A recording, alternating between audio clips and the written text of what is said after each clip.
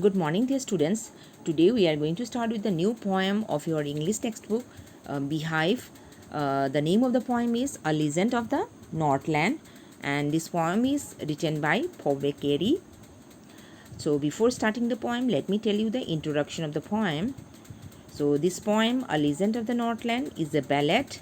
Well, you must be thinking, what is a ballad? Let me tell you the meaning of a ballad. A ballad is a poem narrating a story in short stanzas. Ballad is such kind of poem which tells a story in short stanzas, and in the poem all the stanzas comprise 4 lines. In total there are 16 stanzas in this poem, and these stanzas will tell us a story.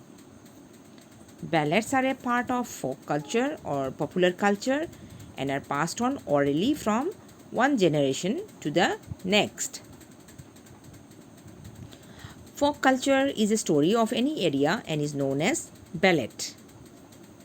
Folk culture comprises of traditional stories which are passed on from one generation to next generation.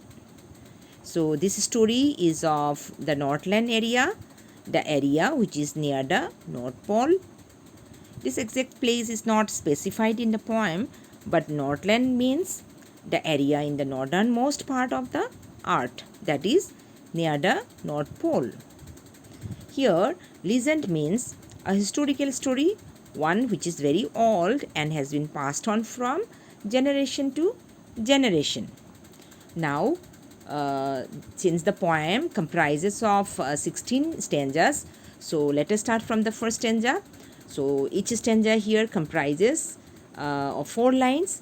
So let us start from the first stanza. All of you look at the screen. Away, away in the Northland, where the hours of the day are few and the nights are so long in winter that they cannot sleep them through. So here in this stanza,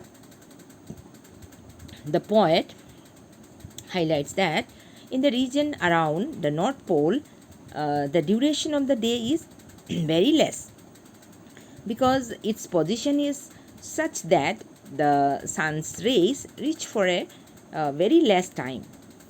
When this area is experiencing winter season, the duration of night is very long and the daytime hours are very less. In line 4, you just see in line 4, here they refer to the people who live in this region. The poet says that duration of the night time is so long that people cannot sleep them through. If they go to bed, take a few hours of sleep, and then they wake up, it is still night time. Here the poet wants to emphasize on the fact that the duration of the night is very long. Okay, now moving on to the next stanza.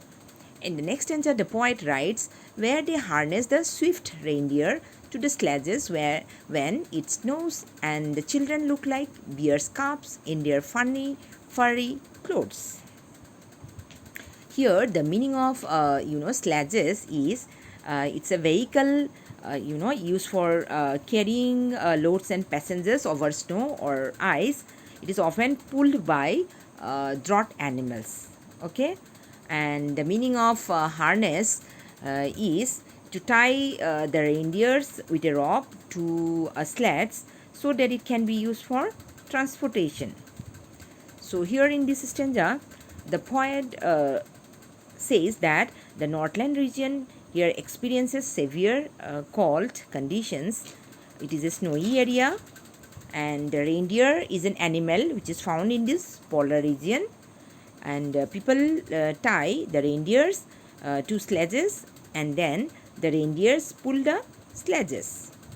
He adds that children look like young ones, okay, of a bear because they wear funny looking clothes made of fur, which is like the furry skin of a bear. Now let us move on to the third stanza. In third stanza, the poet writes, they tell them a curious story. I don't believe it's true.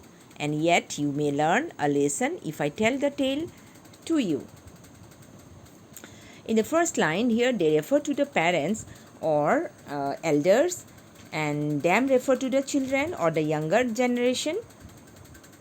Here, the elders of the Northland region tell a strange and interesting story to the younger generation. The poet says that he doesn't think that the story is true, but if he tells the story to the reader, maybe the reader could learn a lesson from it, because the story gives an important message. Now, moving on to the fourth stanza.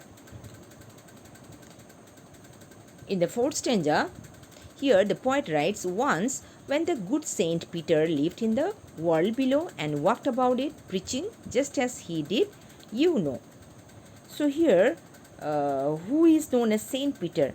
Saint Peter, he is a disciple or follower of Jesus Christ. Here, the meaning of preaching is to give a religious talk. So here in this stanza, the poet says that the story is about, Saint Peter. When Saint Peter used to live in the world and went around giving religious lectures to the people, just like all saints do. Then during that time an incident happened. What is that incident? Let us find it out from the next stanza. In the next stanza, the poet writes, he came to the door of a cottage in travelling round the art, where a little woman was making cakes and baking them on the hearth. Here the meaning of hearth is, it's a fireplace where people they do cooking. So here in this stanza, the poet says that when Saint Peter he was moving around the world giving some religious lectures to the people, he reached the door of a cottage where a small woman was making cakes, and she was baking the cakes in the fireplace. Okay, so now moving on to the next stanza. And being faint with fasting, for the day was almost done, he asked her from her store of cakes to give him a single one. So here the meaning of faint is, to be weak or to become senseless. Okay. So here, as Saint Peter had not eaten anything the entire day, he was very hungry and was feeling weak. So he went to this woman who was baking cakes, and he asked for one cake out of the many cakes that she had baked. Now moving on to the next stanza. So she made a very little cake, but as it baking lay, she looked at it and thought it seemed too large to give away. So here we find that the woman was very selfish, and she did not give cake from her store.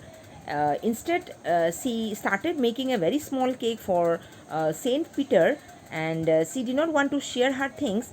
But when she put the cake for baking, she looked at it and thought that this cake was too big to be given to someone.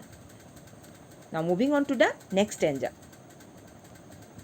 Therefore she needed another and still a smaller one, but it looked, when she turned it over, as large as the first had done. So here the meaning of needed is to make dough, from flour.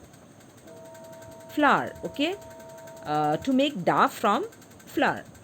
So in this stanza, here the little that miser woman, very stingy woman, thought that the cake was too big to be given away. So she started making another smaller cake, and when she looked at that cake, she again felt that it was as big as the previous one. Again, she was not ready to give this smaller cake to Saint Peter. Now moving on to the next stanza. Then she took a tiny scrap of dough and rolled it flat and baked it thin as a wafer, but she couldn't part with that. Here the meaning of scrap is it's a small amount. So here for the third time she took a very small amount of duff and rolled it. The poet says that she rolled and rolled to lay emphasis on the fact that she rolled the duff and made it very thin like a wafer and baked it, but she was so greedy that she couldn't give that thin piece of bread to the saint. Okay, now moving on to the next stanza. In next stanza, the poet writes, "For she said, my cakes that seem too small, when I eat of them myself, are yet too large to give away. So she put them on the shelf." So here, how selfish the woman was. The woman now, thought that when she ate the cakes, she felt that they were very small. But if she had to give them to someone, she felt that they were too big to be given away. She put all the cakes on the shelf of her kitchen and she did not give any cake to Saint Peter. Now, moving on to the next stanza. Then good Saint Peter grew angry, for he was hungry and faint, and surely such a woman was enough to provoke a saint. Here, the meaning of provoke is cause to get angry, okay, to make someone angry, to arouse, okay, anger.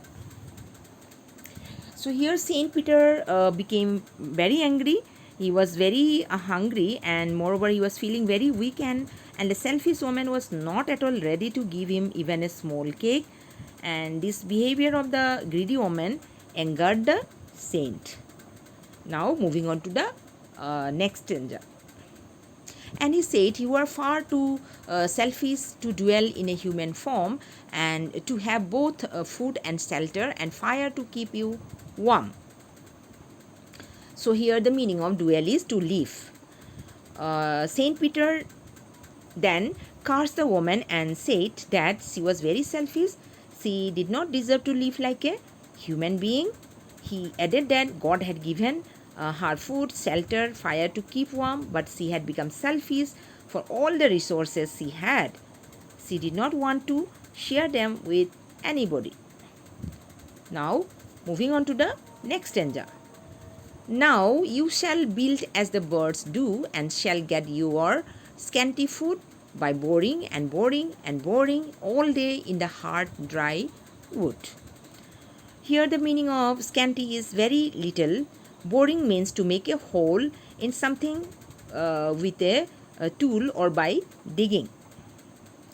So Saint Peter, what did Saint Peter do? Saint Peter cursed the woman that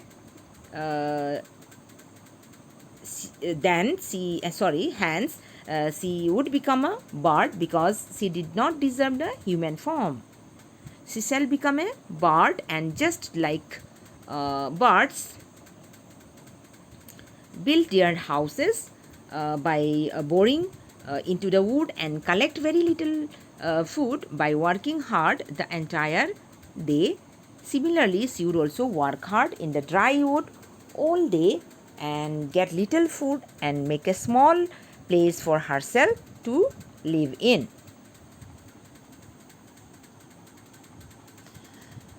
Then up she went through the chimney, never speaking a word, and out of the top flew a woodpecker, for she was changed to a bird. See here, as soon as Saint Peter cursed the woman, she did not get a chance to speak for herself, because that very moment she flew up to the roof through the chimney and flew out in the form of a bird. Saint Peter's curse had converted the woman into a bird immediately.